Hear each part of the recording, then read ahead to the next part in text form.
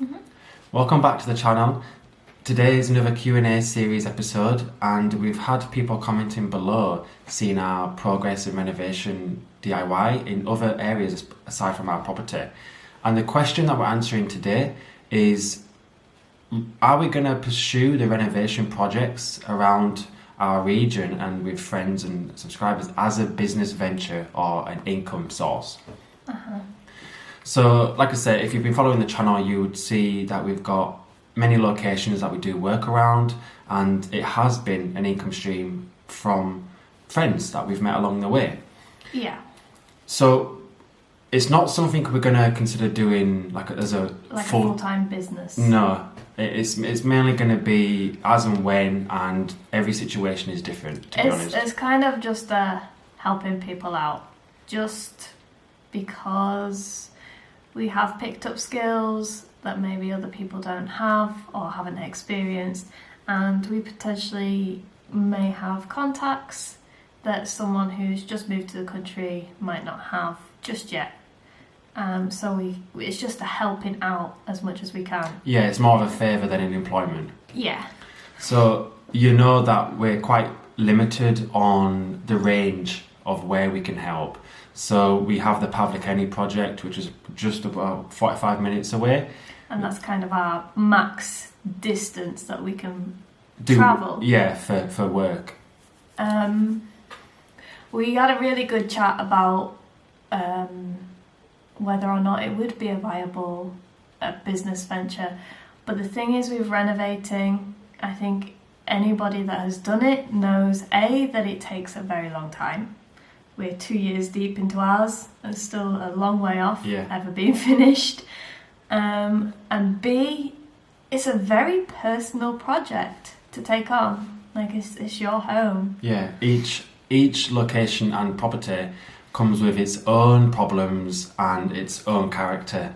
Yeah, and our house and our renovation was almost dictated by the materials and things that we found on our property. And along the journey of renovating, like we've changed our design over the 2 years. Like, when we first got here, we had a vision of what we wanted, but when we started construction works and actual putting things into practice, it's like the house is telling us something different, and our lifestyle habits is changing the design as well. We always say that the house has written this story for us. Yeah. It has designed itself. And yeah, like you say, you figure out habits of how you use the space, and that ultimately determines how you're going to renovate it. Yeah. So we have people getting in touch and saying, we love what you've done with your house. Can you help us achieve the same at our house? And it's like, well, that's our stamp, which has been determined, like I say, by many factors. And it's like we say, it's very hard. It's not a copy and paste process. No, it's our house is very unique to the materials and resources that we had on the property that were in the land when we got here. Yeah, and we're very passionate about reclaiming materials as well. Yeah. And like we say, we didn't have many outbuildings, but some people do. So you have basically a yin and yang of, well, if you want to reclaim, you need to have that resource on your property if you don't want to spend any finances in that particular area. So we're currently helping out Bex and Johnny, who you've seen being featured on the channel, especially in the 30-day video challenge playlist where we first met him. Yeah. And since then, it has been a back and forth of communication. Yeah, that's the important part. Like, if we're taking on a job, we need to know exactly what they want. Yeah.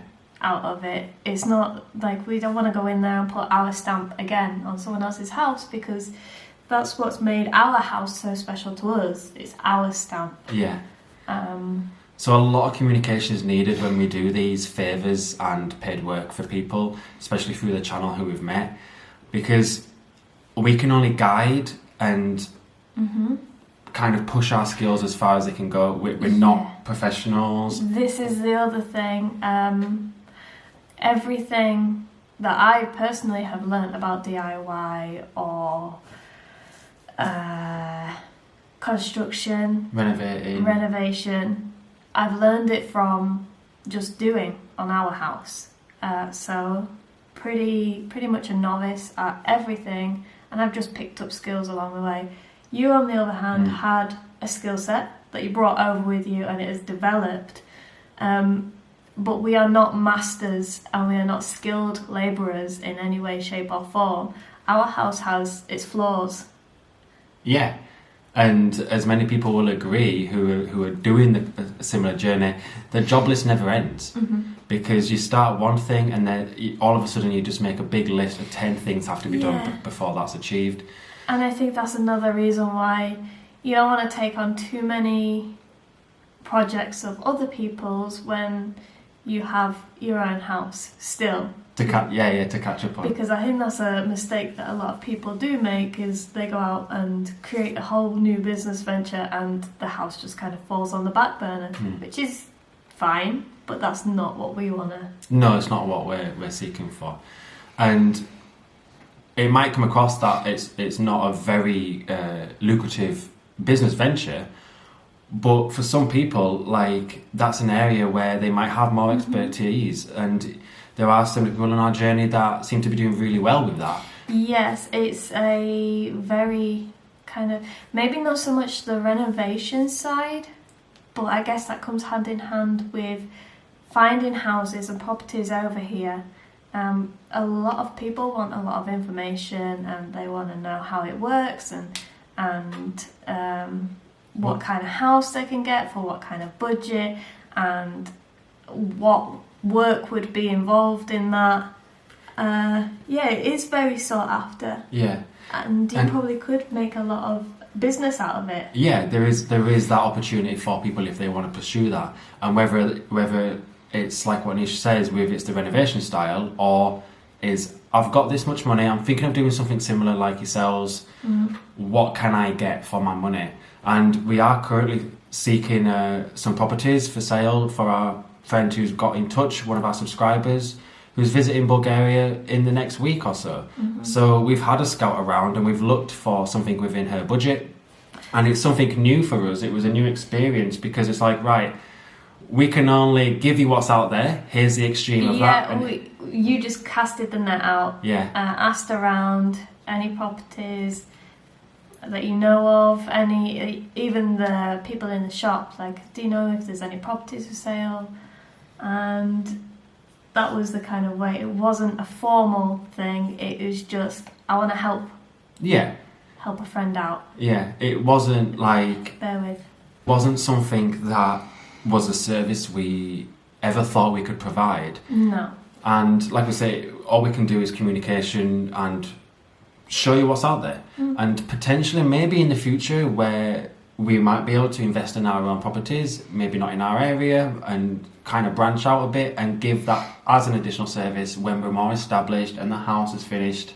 Yeah. And it could be a passive income stream like that. Yeah, I think above all, getting our own property to a good standard is our priority. Yeah. So until we get to that point, business ventures will kind of be on the back burner. Yeah. So we're more than happy to help people who get in touch. And yeah, absolutely. And like I say, it's quite successful so far. Yeah, and it's always not eye-opening, but it's always a new experience. Yeah. You know, when we've had to ask for properties and things, we've experienced a lot of different things along the way. We've talked to new people, we've been invited into new people's houses for cups of coffee and come away with bags of salad. Yeah, and preserved tomatoes. Yeah, it's an enjoyable experience. It's not that we're kind of dragging our feet having to do this. It's that we enjoy doing it. Yeah, and it also gives us a bit of a perspective on what properties are still out there at a low cost, because we've always said that the rural properties are cheap, but for good reason, because they need a lot of upfront cost to renovate. Yeah. But it seems like there's still that market for people who want a cheap rural Bulgarian house.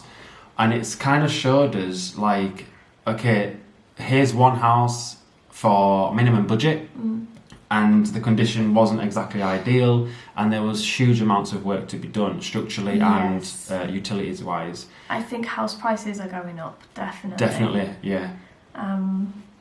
But we have seen many estate agents online that do still seem to have some very, very decent properties. Yeah, good condition ones. For a very, very low price. So it is still doable to find affordable houses, but I think it's more few and far between now. They're getting less, yeah. Yeah, I definitely think prices are going up. So we hope this video has been a bit of an insight to our mindset going forward for business ventures and like employment kind of thing. But like we say, we're just happy with where we are and doing the odd favour for people here and there and doing a bit of paid work where possible. But it's not going to be a 9-to-5 kind of contract job. No, we didn't come over here for that. No, that's what we try to escape, as many people will know by now. Yeah. So thank you very much for watching, and if you have any other questions that we can answer in this Q&A series, let us know down below in the comment section. And thank you very much for watching so far, and we'll see you in the next video. Ciao! Divisioning!